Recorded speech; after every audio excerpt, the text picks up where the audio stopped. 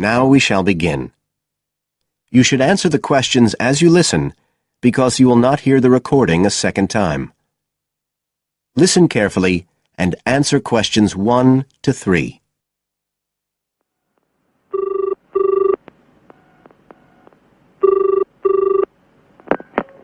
Hello? Ralph, it's Paula. Hi. You know I told you we could apply to the local council for money for our drama club? I've got the application form here, but we need to get it back to them by the end of the week. I could send it on to you. You really ought to fill it in as president of the club, but I don't know if it'll get to you in time. Well, you're the secretary, so I expect it's okay if you fill it in. Yeah, but I'd really like to check it together. Right, that's fine. Like, the first part asks for the main contact person. Can I put you there? Sure. Right, so that's Ralph Pearson. Oh, and then I need your contact address. So that's 203 South Road, isn't it? No, 230. Oh, sorry, I always get that wrong. Then it's Drayton. Oh, do you think they need a postcode? Better put it, it's DR6 8AB. Okay. Telephone number. That's 01453 586 098, isn't it? Yes. Right. Now, in the next part of the form, I have to give information about our group. So, name of group, that's easy.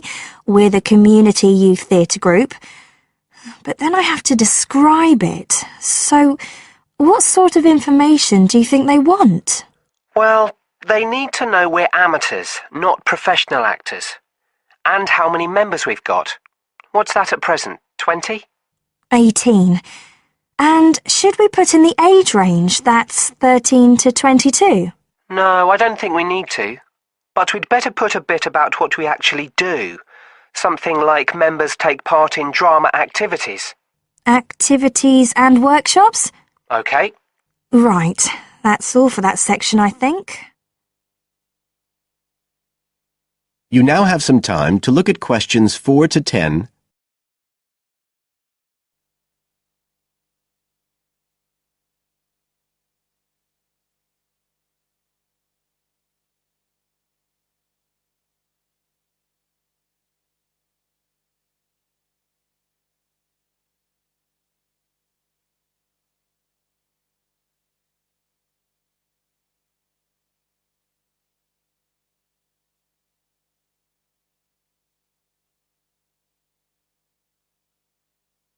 Now listen and answer questions 4 to 10. Now, the next bit is about the project itself, what we're applying for funding for. So, first of all, they need to know how much money we want. The maximum's £500. I think we agreed we'd ask for 250, didn't we? OK. There's no point in asking for too much. We'll have less chance of getting it. Then we need to say what the project, the activity is. Right. So we could write something like, to produce a short play for young children. Should we say it's interactive? Yes, good idea. Right, I've got that. Then we have to say what we actually need the money for. Isn't that it? No, we have to give a breakdown of details, I think. Well, there's the scenery. But we're making that. We need to buy the materials, though. Oh, OK. Then there's the costumes. Right. That's going to be at least £50. OK. And what else? Oh, I just found out we have to have insurance. I don't think it'll cost much, but we need to get it organised. Yes, I'd forgotten about that. And we could be breaking the law if we don't have it. Good thing we've already got curtains in the hall. At least we don't have to worry about that. We'll need some money for publicity. Otherwise, no one will know what we're doing. And then a bit of money for unexpected things that come up. Just put sundries at the end of the list. OK, fine. Now, the next thing they want to know is if they give us the grant, how they'll be credited. What do they mean, credited? I think they mean how we'll let the public know that they funded us. They want people to know they've supported us. It looks good for them. Well, we could say we'd announce it at the end of the play. We could make a speech or something. They might prefer to see something in writing. We'll be giving the audience a programme, won't we? So we could put an acknowledgement in that? Yeah, that's a better idea. OK, and the last thing they want to know is if we've approached any other organisations for funding and what the outcome was. Well, only National Youth Services, and they said that at present funds were not available for arts projects. Right, I'll put that. And then I think that's it. I'll get that in the post straight away. I really hope we get the money. I think we've got a pretty good chance. Hope so anyway. Thanks for doing all this, Paula. That's okay. See you soon. Bye. Bye. That is the end of part 1. You now have half a minute to check your answers.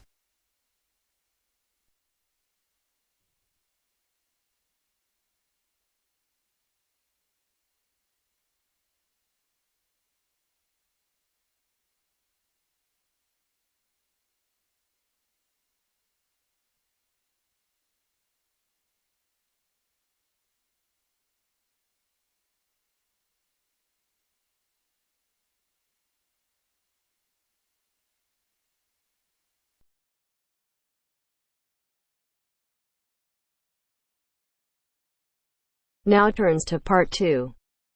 Part 2. You have just arrived at the student hostel where you will live during the term. The manager is explaining the rules and another student is asking questions. Listen to the conversation and complete the form. First, you have some time to look at questions 11 to 16.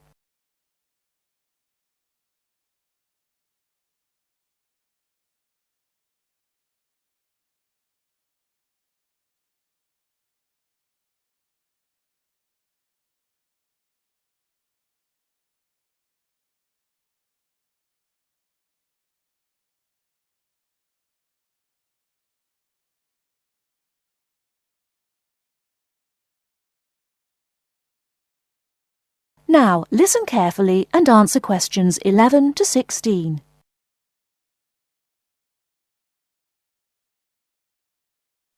Excuse me, I want to ask you about the charges for meals. Are they the same as they were last year? No, I'm afraid they're not. We've managed to keep most of them the same, but we've had to increase the charge for breakfast. How much is it now? It's $2.50. It used to be $2. I see. What about lunch? It's unchanged, still $3. Does dinner still cost $3? Yes, it does. We've managed to keep the prices down this year, but the best deal is the 3-meal plan for $48 per week. We give you vouchers to present when you come into the cafeteria, and you get 21 meals for your $48. That works out to a little more than $2 a meal. The 2-meal plan is also at last year's rates of $36 per week. We give you vouchers for that too. My sister was in this hostel before me. I'm sure the hours for breakfast used to be longer. Yes, they were. They used to be 7 to 9:30, but to keep our expenses down, we made them 7 to 9. Lunch is the way it was, though. Hold on, dinner, 6 to 7:30, isn't that a change? Yes, it is, and in fact the form is wrong. It used to be 5:30 to 7:30, but now it's 6 to 8 p.m. 6 to 8 p.m, that's good. So, which plan would you like? I'd like to think about it, please. I need to check my lecture schedule. Before you hear the rest of the talk, you have some time to look at questions 17 to 20.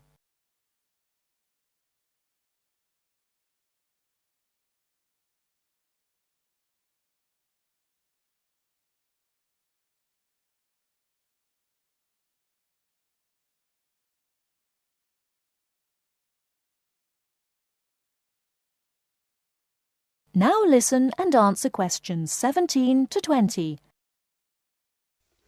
Can you tell me how to get to my room, please? Of course. You're in the new wing, which is very freshly painted and pleasant. But I'm afraid you're going to have to go to a couple of other offices before you can have the key. You're in the admissions office now. Leave this office and turn right and go to the end of the hall. The last office is the fees office, where you can pay the balance of your room deposit. They'll give you a receipt. OK. After you've been to the fees office, come back past admissions. You'll see a very large room at the northwestern corner of the building. You can't miss it. That's the student lounge, and if you go in there, you can meet some of the other students and see who'll have a room near you. That's good. Can I get a cup of coffee there? Yes, there's a vending machine in the corner. Then go to the key room, which is opposite the lift and next to the library. Show them your receipt, and you can pick up your key there. My luggage was sent on ahead. Do you know where I should collect it? The box room is next to the women's toilet. You'll have to get the key from the key room. Thank you. That is the end of part 2. You now have half a minute to check your answers.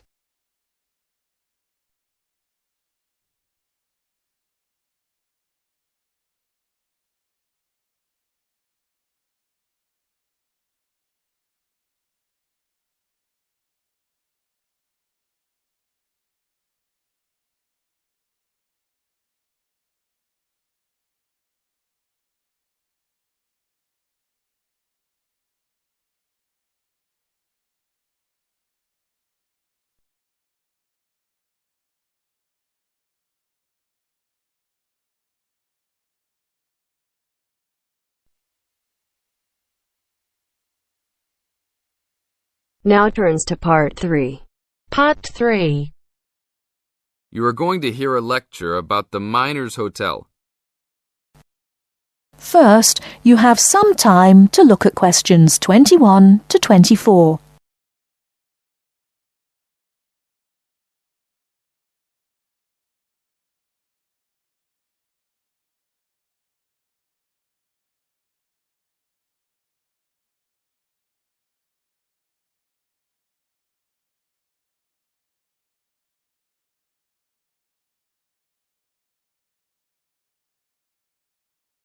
Now, listen carefully and answer questions 21 to 24. Good evening and welcome to the Miner Hotel. We are pleased to have you as our guest. I will give you a brief information session to tell you everything you need to know to make this a pleasant stay. The Miner Hotel was built in the 1850s, during the Gold Rush period, also nicknaming our state the Golden State. People from all over the country and even from other countries came to seek their fortune here in these hills, creating cities overnight. In this city, many Gold Rush hotels soon opened up. This particular hotel was built in 1851, but was destroyed during an earthquake. It was rebuilt in 1995 to recreate the feel of the Gold Rush, complete with articles and actual photographs from during the 1850s. Our hotel is divided into 2 buildings, one called the Gold Tower and the other is named the Fortune Tower. You will be staying in the Fortune Tower on the 25th floor, complete with great views of the city. Your room is the best room in the hotel, complete with private living room and hot tub. Here is your room card. On the card it will say FT, meaning Fortune Tower. On the bottom of the card it will say 2515. The 25 stands for the 25th floor, and the 15 stands for the 15th room on that particular floor. Before you hear the rest of the talk, you have some time to look at questions 25 to 30.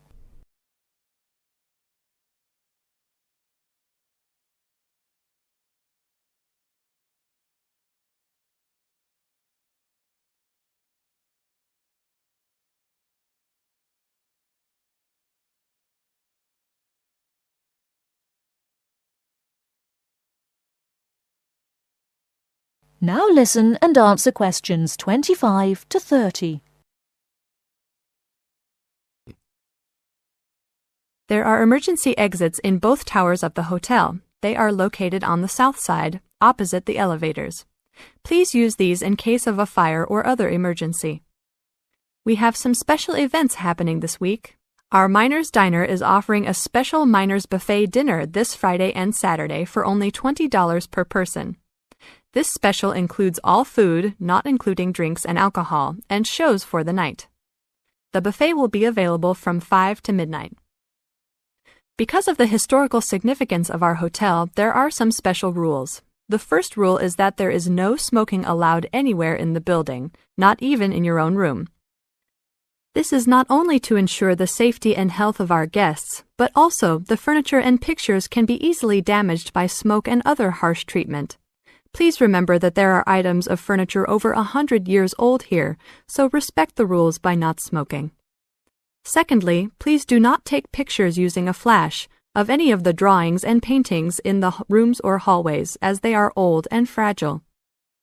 We are doing our best to preserve a national treasure, so please help us in doing so. Lastly, you will only have one set of towels and bed sheets per 3 days. This is to conserve the water supply, as there are frequent droughts this high up in the hills. If there are any further questions, the staff of the hotel will be available to answer your questions. In the event that no one is able to answer your questions, I will also be available from 8 a.m. to 5 p.m. each day in the concierge. I hope you enjoy your stay here with us. Thank you very much. That is the end of part 3.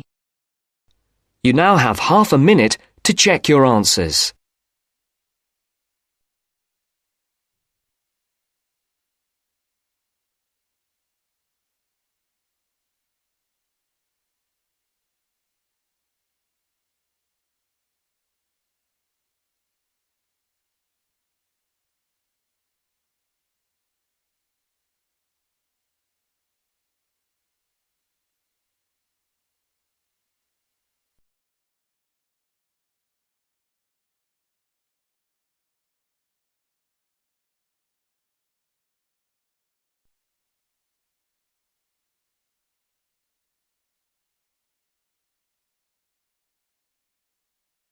Now turns to part 4.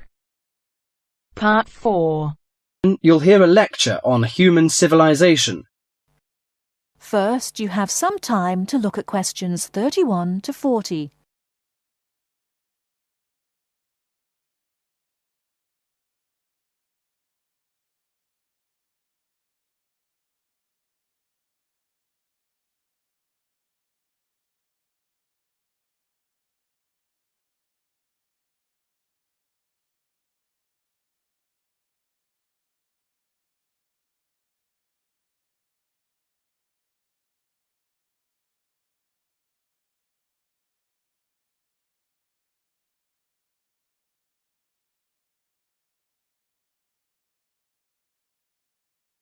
Now listen carefully and answer questions 31 to 40.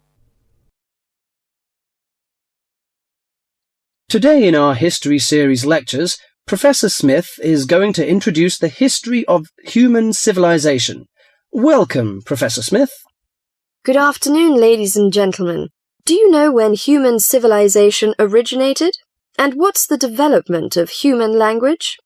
Well, the first 2 stages in the development of civilized man were probably the invention of primitive weapons and the discovery of fire, though nobody knows exactly when he acquired the use of the latter.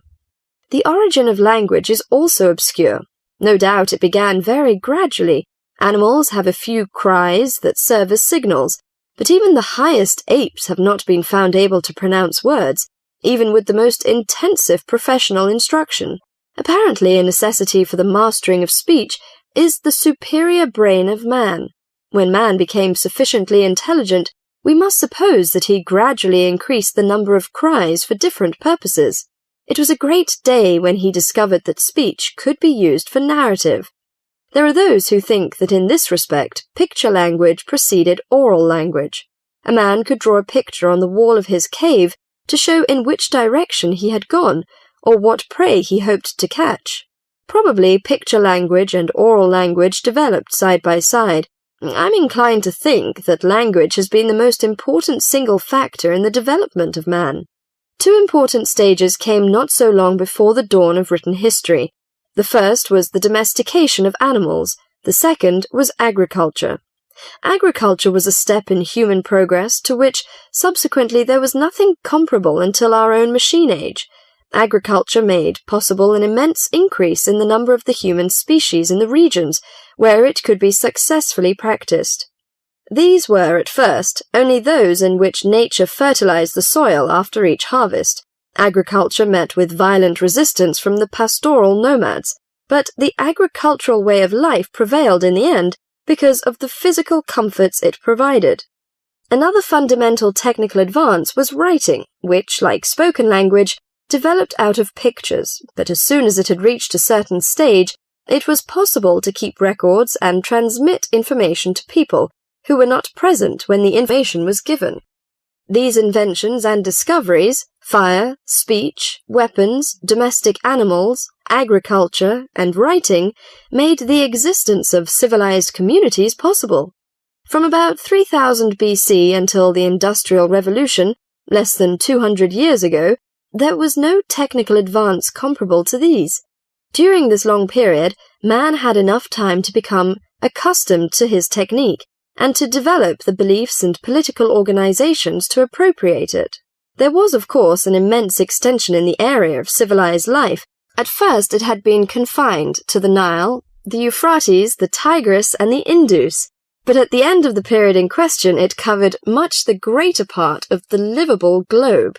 I do not mean to suggest that there was no technical progress during this long time. There was progress. There were even two inventions of great importance, namely gunpowder and the mariner's compass, but neither of these can be compared in their revolutionary power to such things as speech and writing and agriculture. That is the end of part 4. You now have half a minute to check your answers.